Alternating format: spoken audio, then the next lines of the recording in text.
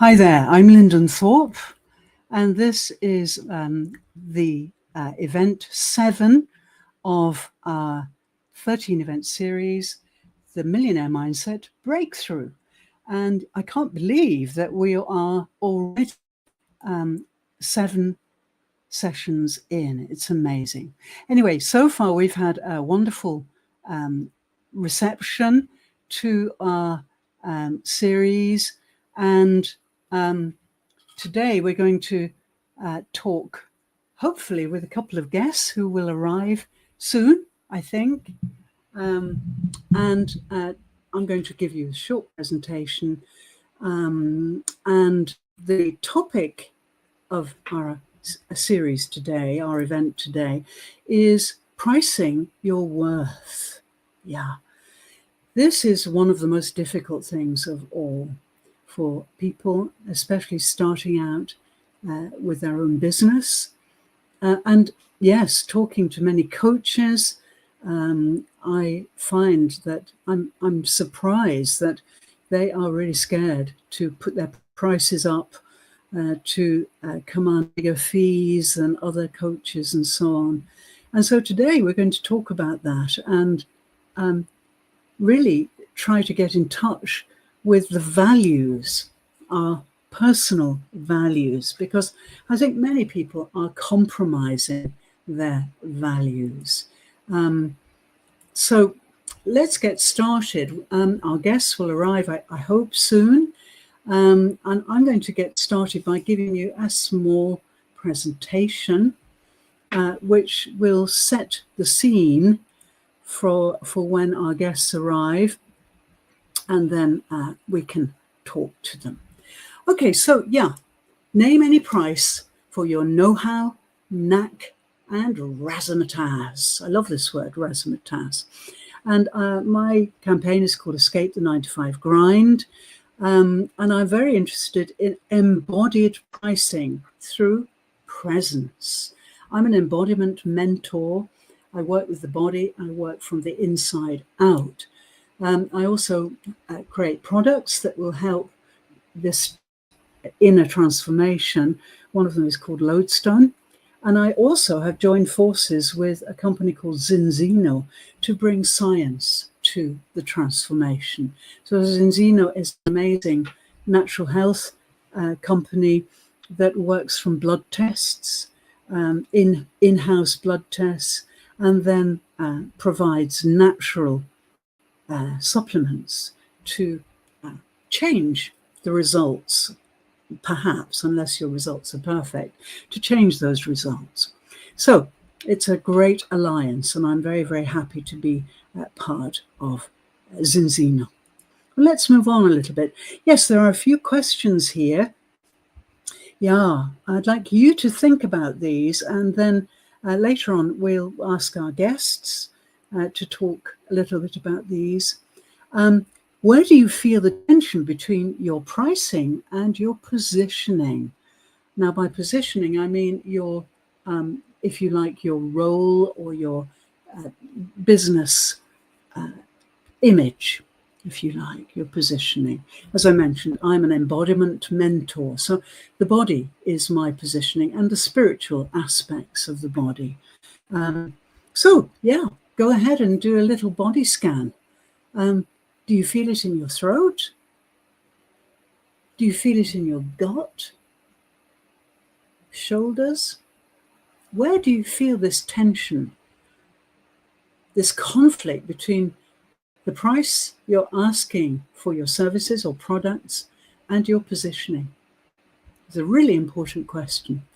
And number two, which part of you is still pricing to match expectations, not transformation? So if you are working to transform somebody, wow, how do we put a value on that? Okay. We're no longer going to be satisfied by an hourly rate that is regulated by some arbitrary body.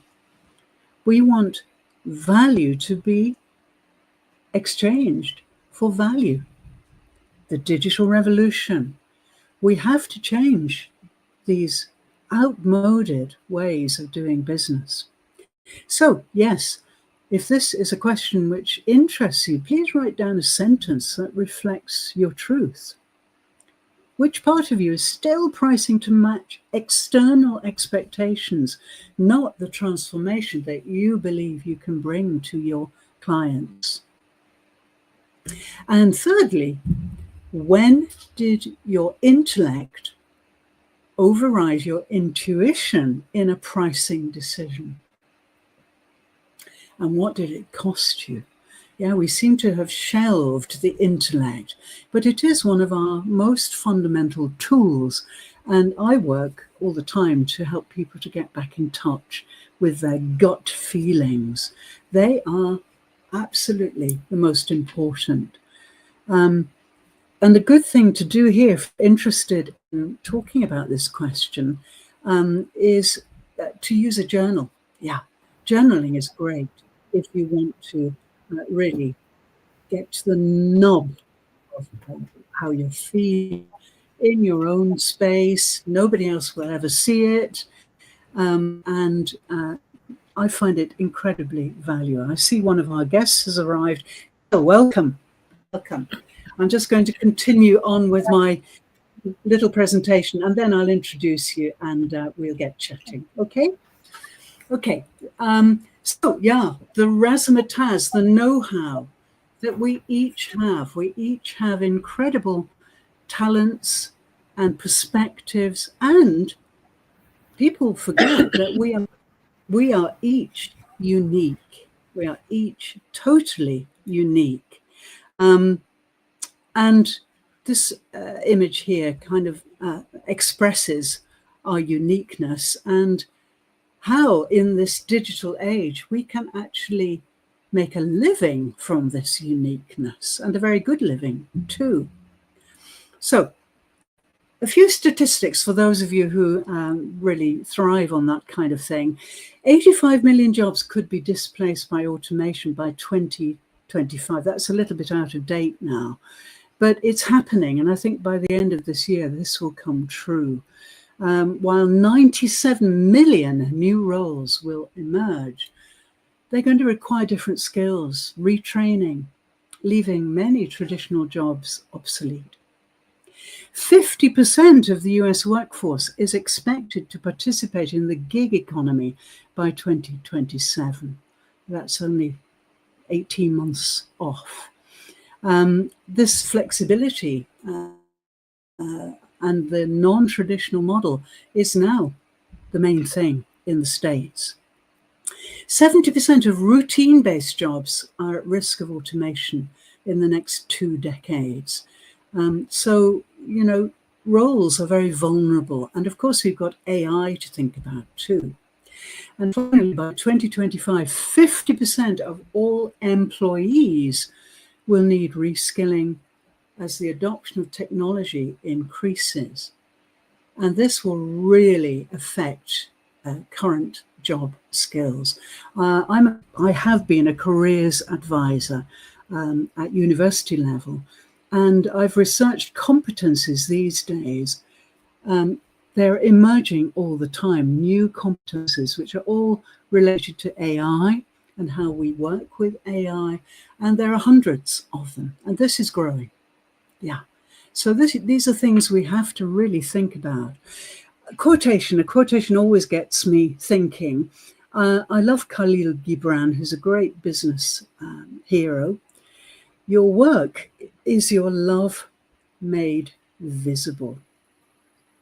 We spend so much of our time working, most of us, you know, and so we have to love it. But 85% of people surveyed recently by Gallup hate their jobs. They're not interested. They're simply doing it for the money. Yeah, this is really sad.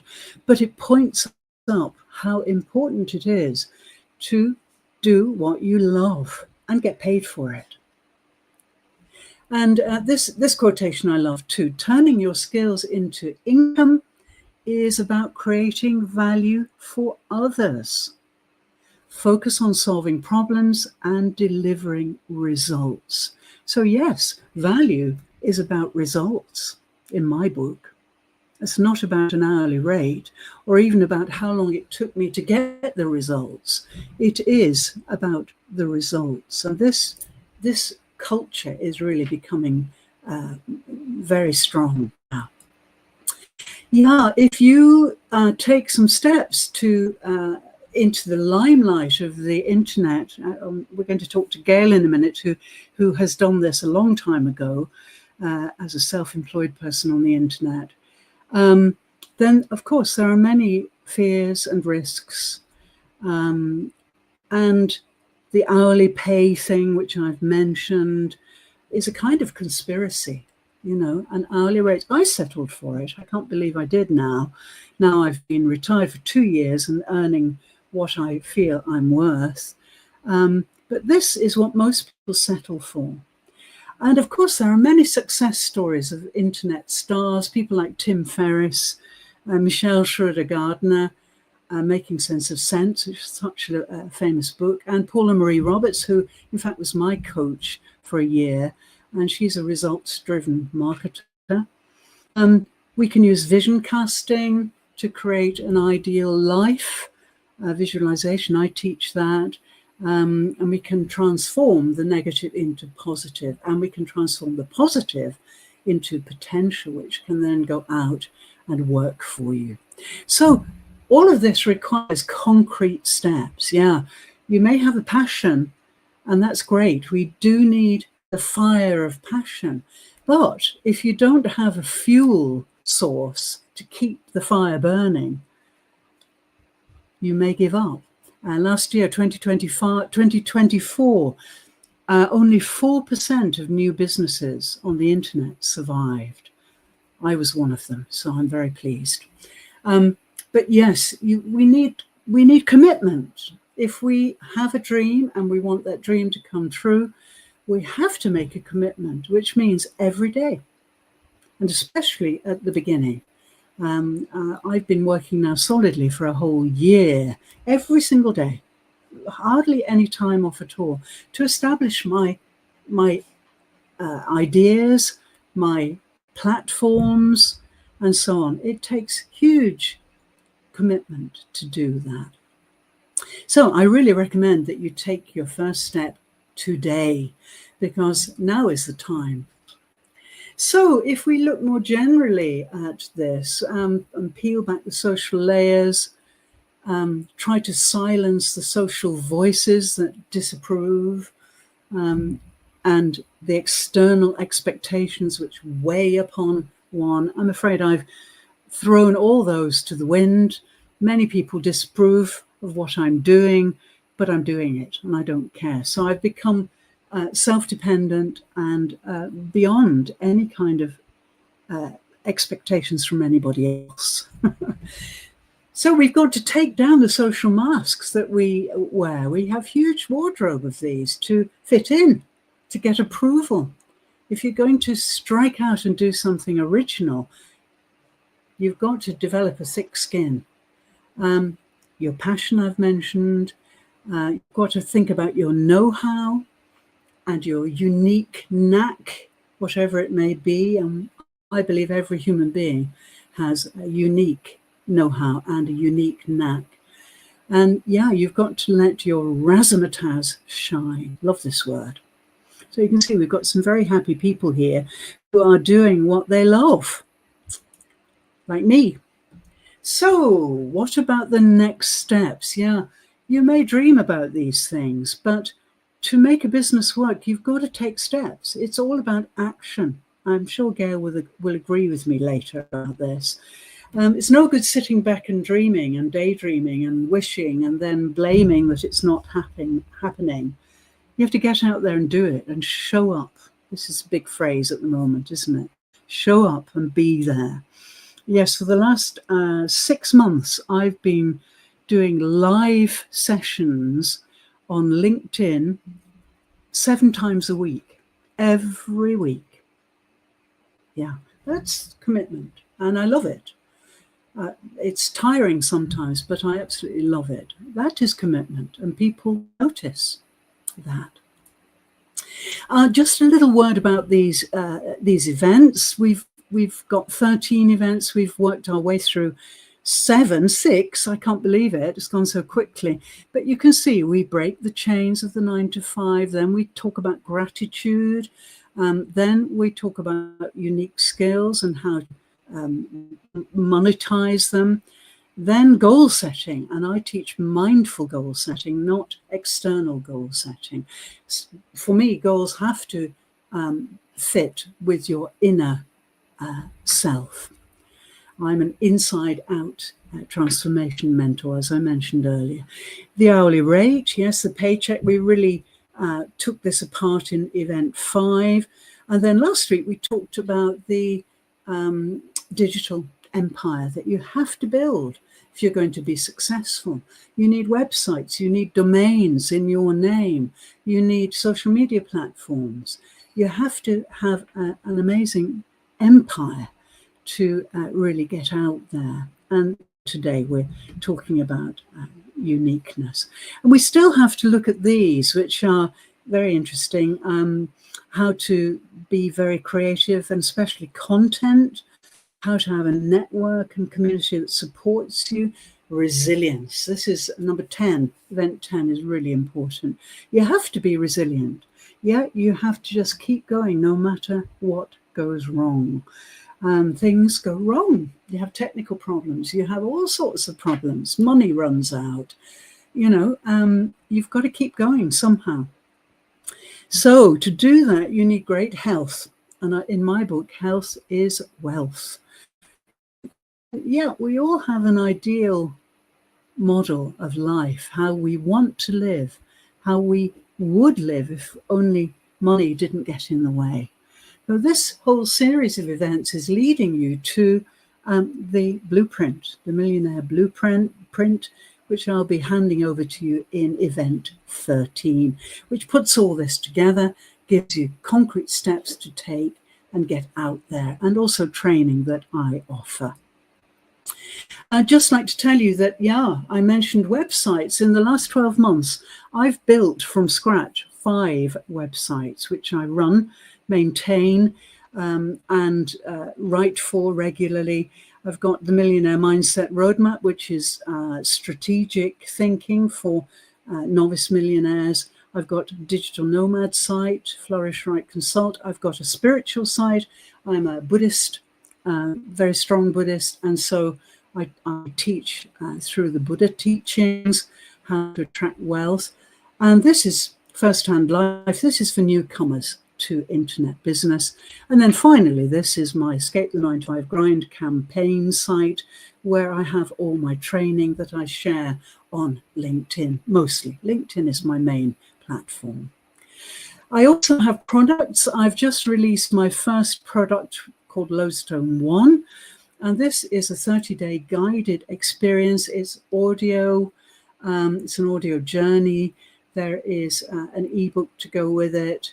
There's an online course if you prefer course format, and you can get it on Warrior and Udemy and so on. That's called Lodestone. Keep your eyes open for that. It's great. And also, if you join my email list, you'll get this free training, which really talks about what is out there for you if you decide to create an internet business of some kind. So please join my email list. My assistant Natasha will give you all the details. There's also a flipbook startup guide for these events, which are ongoing. This is the third cycle now, and the fourth cycle will start in September, early September. And today I'm going to give you a free download. It's a PDF called Pricing Your Worth. This really gives you the secrets of how to get beyond the stumbling block of your fear of being rejected and charging more than other people.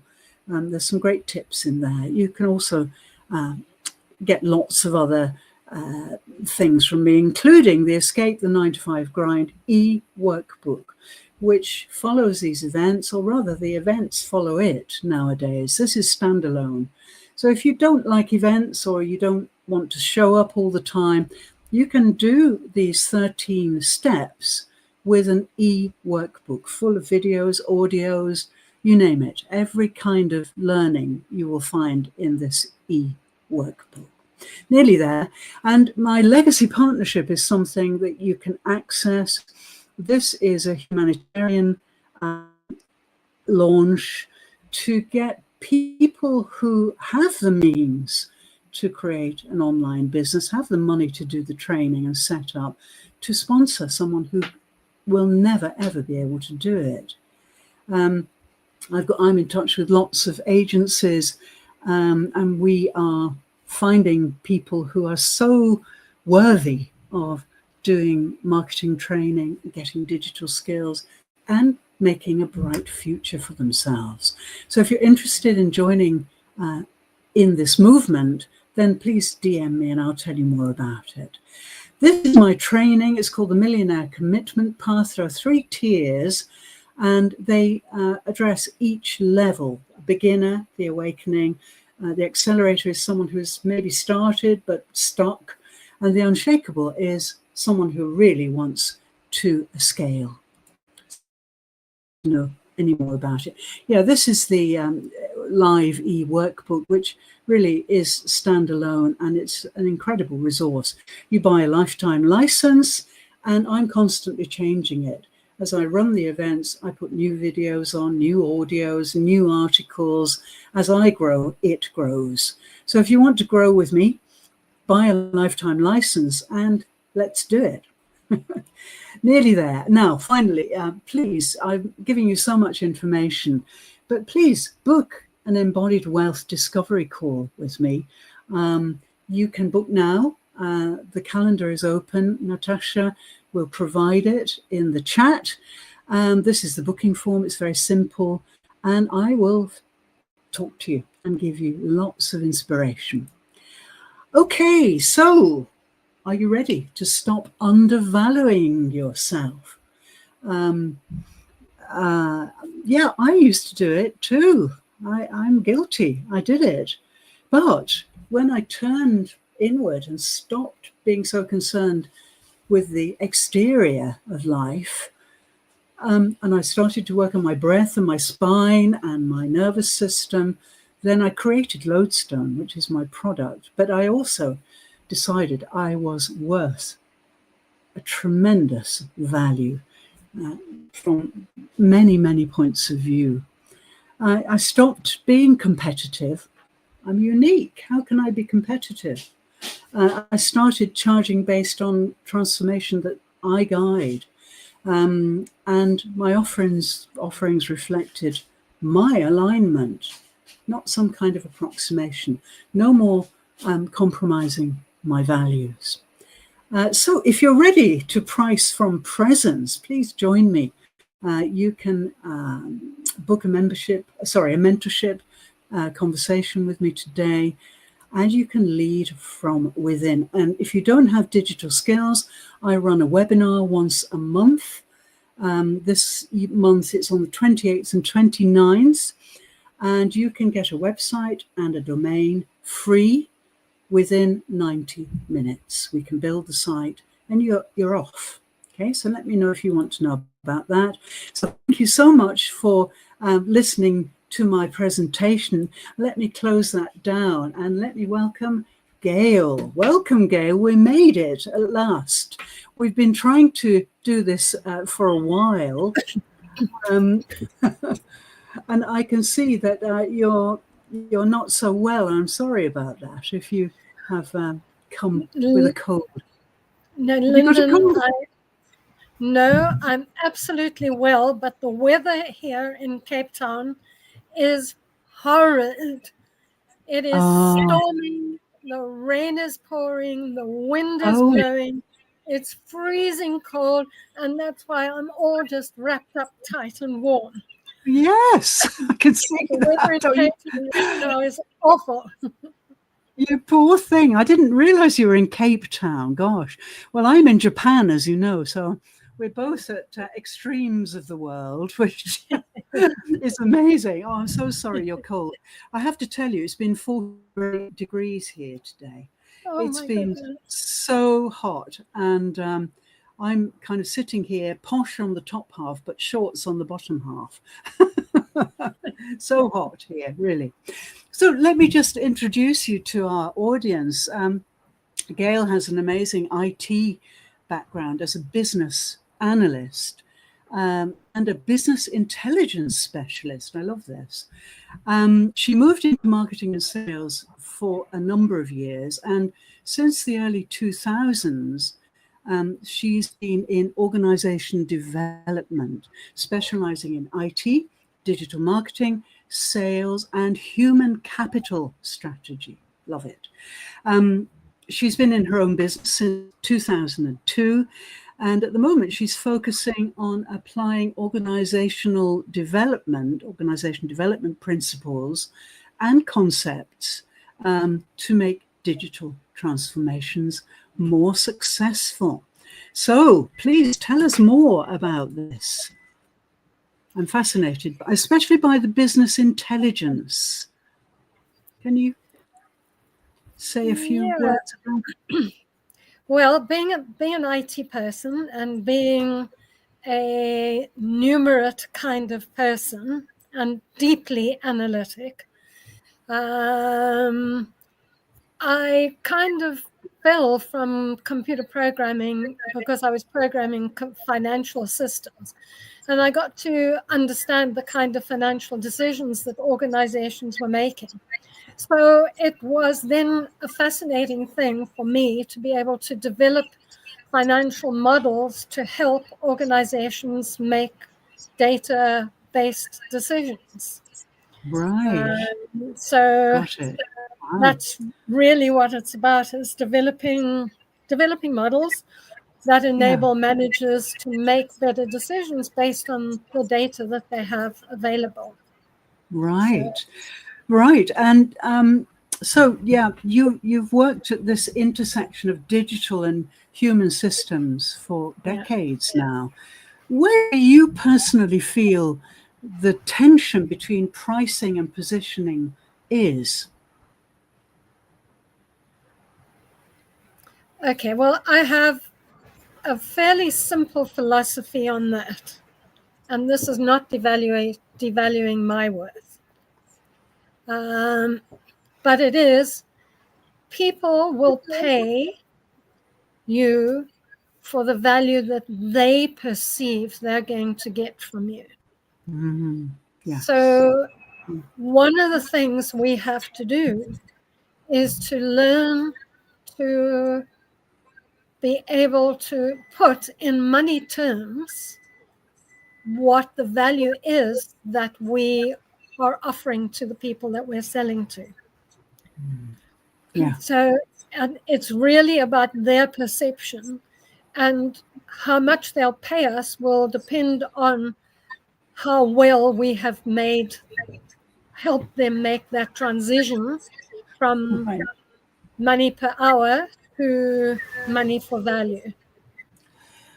Yes, and do you feel that this is really a stumbling block these days? I've talked to so many people, as I mentioned, so many, especially coaches, who are so scared of overpricing and being rejected, and it's so difficult for them to get out of that kind of fix they're in. I've talked to many who are so upset about it. What's the answer? How can they make that evaluation of the value they're offering? Why do they devalue themselves? Because they haven't learned to understand the value, or they haven't been able to translate what they do into the value of what the other person receives. Right. And that to me Yeah. is the biggest stumbling block for small businesses. We all Yes. fall in love with what we do and the product that we create, and it's so much part of our passion and who we are that we forget at the end of the day that somebody has to buy this, and they're going to buy it on their perception of the value that they're going to get from it. And we have to Yes. know and understand that at a really good and decent level, not just superficial. Yes. Yes. It is tricky, but I must say that, speaking personally, once I'd retired from my mainstream work, which was as a university teacher, I was completely freed from all that. And of course, I've got the advantage of never having been in business before. This is my first try at this. And And you're so doing very well. Congratulations. thank you so much. Well, I'm so determined and so committed. And it's quite an interesting story, really, because when I retired for a few months, and people talk about this, and I didn't think it would happen to me, but it did. I was like a zombie. I was wandering around, not knowing who I was or where I was. I was in of course, I was exhausted after a lifetime, really, of teaching and empowering other people all my life, really. And I eventually emerged from that. And I remember very clearly standing up straight in front of my computer and saying, right, I want to be a millionaire. And I said it out loud in a very loud voice. And I sat down at the computer because I'm so tired of being tight on money as a teacher. Teachers get paid peanuts for what they do. I would say 5 or 6 times more work than most people do per hour, as it were. And so I sat down at Google and I typed in millionaire mentor. And I found one. Well, I found a lot, actually. And I went with the first one, who was Michael Chaney, who I spent an amazing year with. He really got me sorted out about pricing and so on. And yeah, I'm just determined to do it. And I know I can do it, and I will do it. So I then took that kind of compassion, not compassion, but passion. And I took the next step immediately to get started. And that's what I've been doing ever since. And I'm growing. I am growing. And I'm getting more and more skills and more experience with the whole thing. And I love it. I really do love it. Yeah. So it's a real adventure. Which did you feel that when you first went solo? Did you? Okay, my journey was a bit different to you. I was retrenched from a company. And normally that would be an awful thing to happen. And I could have decided that it would be an awful thing. But instead, I decided that it was going to be the best thing that happened to me. Good. And so then I started creating things, because I'm a I'm an IT person, but I'm a creative person. And I'm not talking about creative in terms of the arts, because I can't draw a stick man, but creative in terms of business and that sort of thing. So I started creating products, and I created them in a way. And because when I moved out of IT, I went into marketing and sales, and I did that deliberately because I wanted a more holistic experience. And I'm Ah, ever so grateful that I made that move, because I have learned so much from that. That's how I know it's what the other person buys that's going to define how much they're going to pay you. So you have to convince yes. them the value of what they're going to get out of it in order for Mm, you to be able to get that value. And yes. and Yeah. and you never have to devalue yourself. But I also say I do a few things for a few people, much like you do. One of the things that I do is I do digital marketing. And by the way, my digital in OD is digital transformation, not digital marketing, but I do digital marketing. Oh, So okay. I do digital marketing for a small real estate agent here in Somerset West.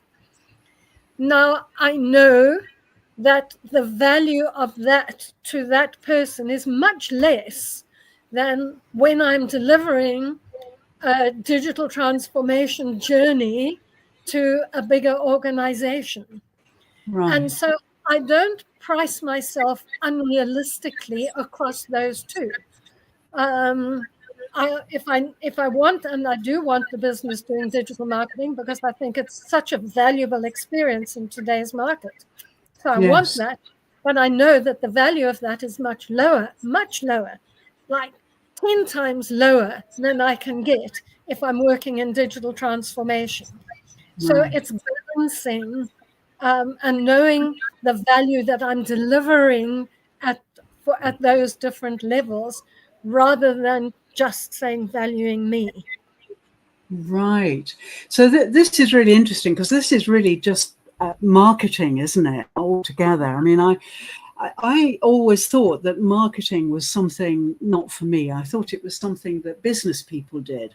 But then I started to learn how to market Yeah, with someone who is a multimillionaire, Michael Cheney. And I was fascinated, really, that it was just so natural yeah, to get it all together. And people really balk at the idea of learning how to market, because it's kind of set aside as something a little bit vulgar, perhaps, to some people. I love it. I absolutely love it. And as you say, it's the excitement of predicting what other people are willing to pay, are willing to do to engage you, or whatever the situation is. And that's really so exciting, I think. it is critical to business success. It Yes, can't be. It is critical. If you are not pricing yourself properly, you're going to go out of business. yes, And yes, understanding what the other person is buying, and especially in today's market, because in today's market, our buyers, you know yourself, when you were looking for a millionaire coach, what did you do? You went onto Google and you search. That's what people do now. They go onto yeah, Google and they yeah, search, and yes. you know, you're just one in a million of others out there. If you don't understand the value that you are delivering to another person, you're not going to be able to price yourself properly. That's right.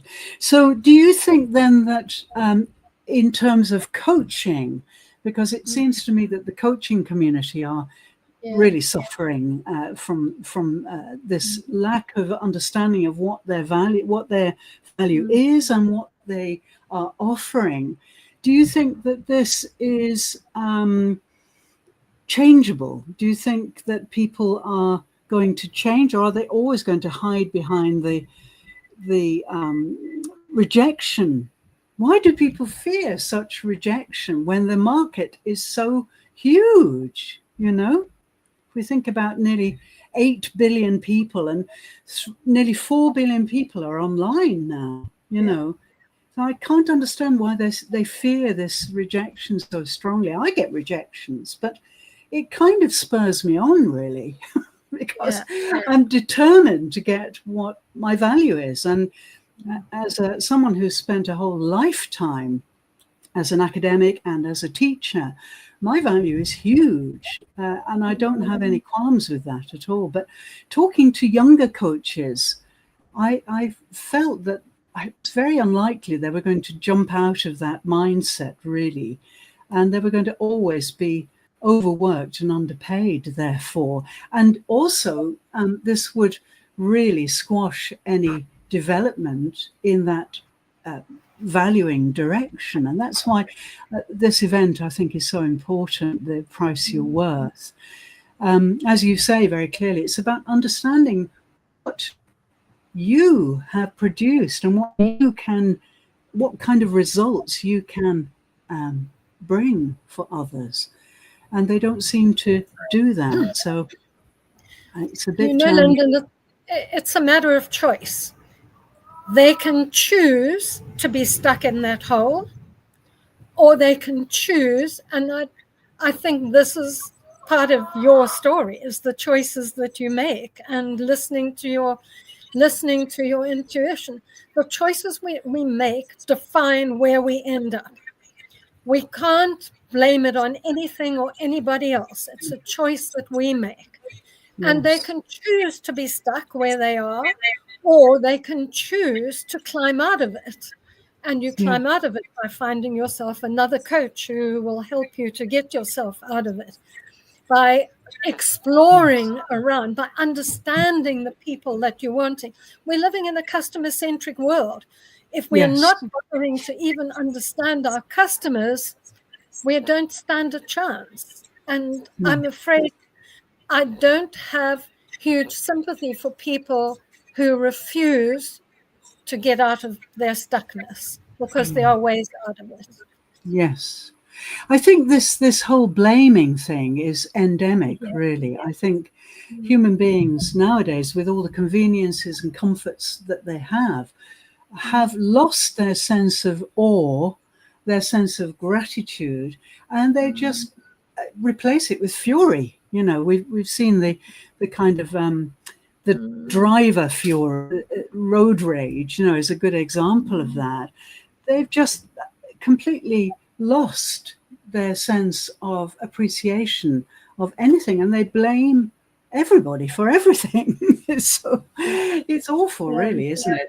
I mean, I feel so lucky because my spiritual background has always led me away from that, and that's why I'm a spiritual embodiment mentor, because it's that spirituality that people desperately need, I feel, to get them balanced, you know. Yeah. Very interesting topic, and thank you. They're stuck in victimhood. Yes, they are. They are. And I don't think any amount of coaching is going to get them out of that. You know, it's something, again, I feel that, you know, as you said, we have to decide for ourselves. And gone are the days when we bow down to teachers right to the letter. You know, that's all gone now. We've got to be self-dependent, utterly self-dependent, I feel now. And if we take that on, and I certainly did, I don't want to depend on anybody for anything, then there's no one to blame. You know, and it's great. It's really liberating, I think, to not have anyone to blame. I've got some more questions here, but I love talking to you. It's great. Gail, what happens? This is really for anybody listening, and I'm very the body. Sorry, the line broke up a little bit. Oh, really? Sorry, I'll repeat. Yes, I disappeared for a moment, didn't I? Am I back? Yes, you are. No, I think I am. Yes. Oh, good. Okay. Yeah, I'm an embodiment person, and so what I do is to work from the inside out, as I mentioned. And so, yeah, I'm really interested to ask you what happens in your body when you say your prices out loud without qualification. So, you're in a meeting, the moment comes when they say, okay, how much is this going to cost me? Are you aware that there's anything happening in your body when you say your prices? Yeah, mostly it's happening in my head, because before I go to the meeting, I go through those kind of questions. This is my training in sales again. This is why I went into marketing and sales. I went through those questions before I went into the meeting. I see. So Good. I know the kind of questions they're going to ask, and I know the kind of questions, the responses that I want to give. And I also know where I can give and take a little bit, in order to get the business. So, and I don't deliberately price myself high so that I can come down. I try and price myself on value for what I want to achieve. Let me give you an idea. I've recently got a diagnostic assessment for organizations' digital maturity. And the previous people that were running it were pricing it really high because, digital transformation is such a high ticket and high budget item in organizations. I have decided I want them to run it on a quarterly basis because I want them to use it to create continual improvement within the organization. I want to help them create a culture of continual improvement. And they can only do that if they run the diagnostic, they understand where they are, the diagnostic tells them where they need to develop, they go through the development, and so you grow. So instead of pricing it high up there, I'm pricing it here, but I want to do it more often in the year. Right. I see. I see. Sense. Yeah. So it's very strategic as well. Yes. Yes. That's a great example. Yeah, that's right. Talking of strategy, how do you balance strategy and instinct in high stakes pricing decisions? I'm very interested in what happens in the body. And many people tell me that they're so nervous when it comes to this money thing, and they start to palpitate and they start to really feel as they're going to have to faint or something, and get gut problems and all sorts of things. But yeah, how do you balance that decision with your inner instincts?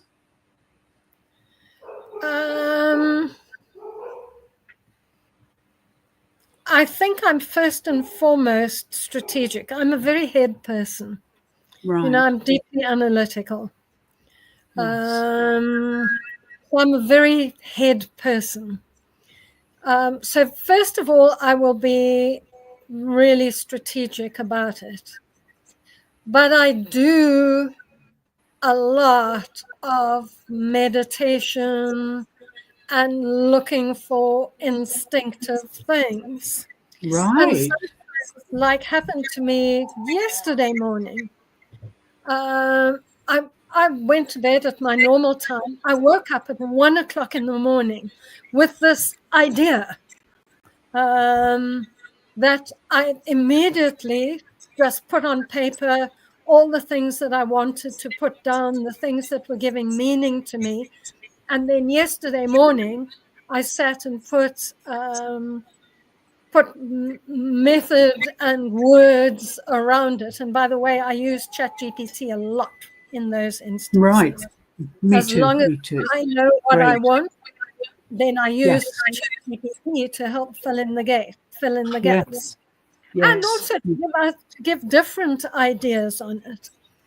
So on Saturday, I spent the whole of Saturday morning just doing brainstorming with ChatGPT as to what directions I should take. So Brilliant.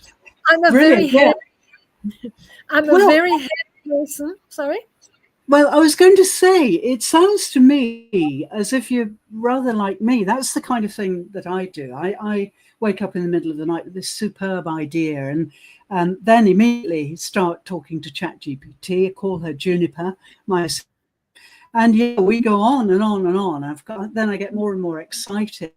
Um, Yeah. but always, I mean, I wouldn't say I was a head person, but I would say that I have a really nice balance of the kind of spiritual and the intellectual because of my spiritual practices and so on. Yeah. And it sounds like you do too, you know, if you're meditating and reflecting and so on. Yeah, I do. I'm a Catholic, and I'm a very Oh, practicing Catholic, that's and interesting. I'm very active in the church and the community on Oh, that sort of thing. So yeah, I have a deep sense of spiritualism. yes, I'm I can I'm not a tell. Catholic for the rules. I'm a Catholic for the spirit. Right, Um, right. so I yes, thought, I, there is that balance. And sometimes I have to fight them. They fight with one another because the logic ah, fights with something that just wants to come out. yes. I think we're very similar. I do the same kind of thing. I'm also very logical. You see, I think people, you know, pigeonhole themselves. But Yeah, in fact, if we are aware, and certainly if we have some kind of spiritual focus in our lives, then our awareness is huge. Somebody said to me today, "Oh, I don't think you sleep very deeply, do you?" Um, uh, Someone I know very well. And I said, yeah, I do. I have 8 hours sleep every night. I must. So this person said, well, you've just told me that it was raining all night. So I said, well, it was, but I still was sleeping. And he said, but I didn't hear the rain. And I said, look, you know, even if I'm sleeping, I'm still aware. yeah, Even in sleep, we are aware. And yeah, I think we need to be aware too, you know. yeah, That's a human way of dealing with survival. You know, if anything, especially here in Japan, we could have an earthquake any moment, a massive one, yeah, apparently. We've got to be aware. And I think that consciousness is really my whole approach to life. I'm conscious all the time, even when I'm sleeping, much to my friends' amazement. And it sounds to me like you're very similar, and that's our spirituality, I think. And yeah, I'm so keen that younger people, especially, learn how important the spiritual aspect of life is, because the visual world is great, but it's very small compared with the invisible world, isn't it? And what few people really know and understand is that spiritual world connection, the spiritual drive that lives within us is vitally important for cognitive development. Absolutely. I'm so glad you said that, because I was just going to say something very similar. Yeah, we can't develop our native intelligence if that side of the triangle is missing. You know, we may have the intellect, we may have the strong, fit body. Everyone's obsessed with the gym these days. But if we don't have the subtlety of spirituality, no matter what it is, and I don't mean religion necessarily. I'm a Buddhist, but I'm not. I wouldn't say I was a religious person. Buddhism is much more a way of life, as you probably know. But if I didn't have that, I think I would be wow, I would be really lost, because that part of the triangle would be missing, you know. Yep. I would fall apart, I'm sure. I Yep. think it's... But it's really important for cognitive development, really Yes, important for yes, cognitive it is. development. Yes, and that's why we can be so creative, I think, Yeah. also. Creativity comes from this other dimension, this dimension that we can never quite see or put into words. That's where creativity comes from, real creativity. So Yeah. it's fascinating. I talk to you all night. It's great. I love it. I hope you'll come back and let's have more chats. This is great. Yes, that would be great. That would be great, wouldn't it? I've got lots more questions to ask you, Gail, but I'm aware of the time factor. Yes, I don't want to keep you too long. So thank you so much today for joining me. And anytime you'd like to come back, I'd be delighted. Just keep in touch, and let's grab a virtual coffee sometime and carry on these fascinating... that would be a good idea. What's the time difference? What's the time difference between South Africa and Japan? It must be about 10 or 11 hours. I think so. It's nearly 10 o'clock here in the evening. Okay, so it's nearly 3 o'clock in the afternoon here at the moment. Yes, so that's 7 hours. That's right. Yeah. Yes, it's not as much as you think, actually. Yeah. It's not as much as Australia. No, or the East Coast, which is kind of 13, and the West Coast, which is 14 or 15, depending on, you know, GMT and BST and so on. So we're not so far apart. That's great, isn't it? Yeah, let's talk again soon. I'd love that. Yes. So thank you so much. Thank you for the invitation. I've really appreciated and loved being here with you. Oh, thank you. I really loved being here with you, and I really hope it gets warmer there. And you, of course, I guess it might be your winter, really, is it? Yes, that's right. Yeah, it is. Yeah. Well, it's roasting here, and I'm kind of sitting in the fridge most of the day trying to... It's so hot here, but that's Japan, and humidity is a problem here too.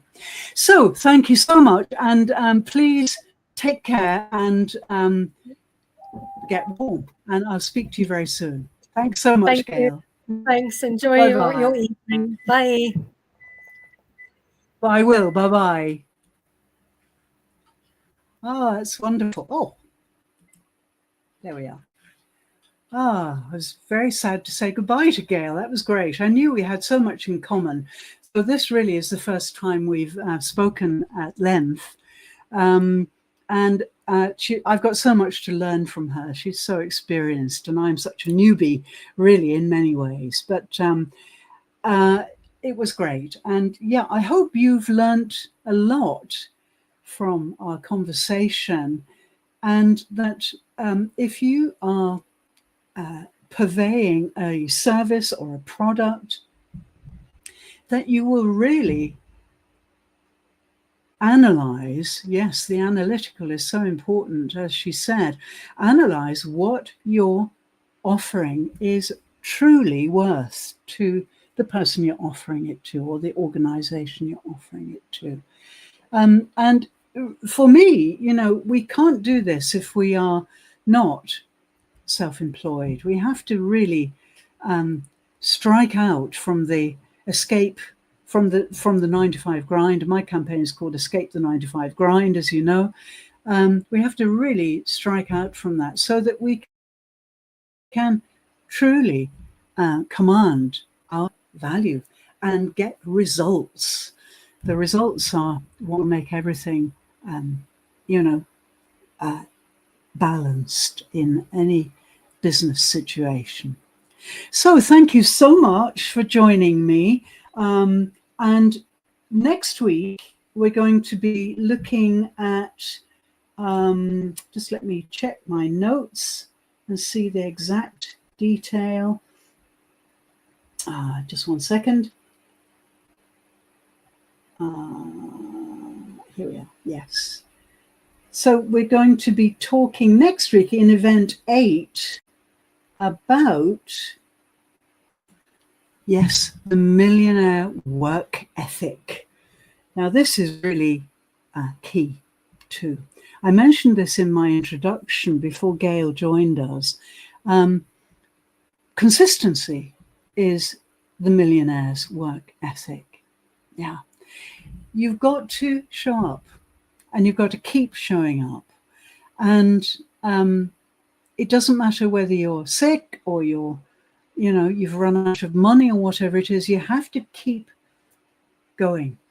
And my philosophy around this is to acknowledge that I am a river. Yeah, I am a river. I'm not in a river, and I'm not by the side of that river. I am a river, and I flow. This is a big thing at the moment too in business circles. Flow, business flow, work flow.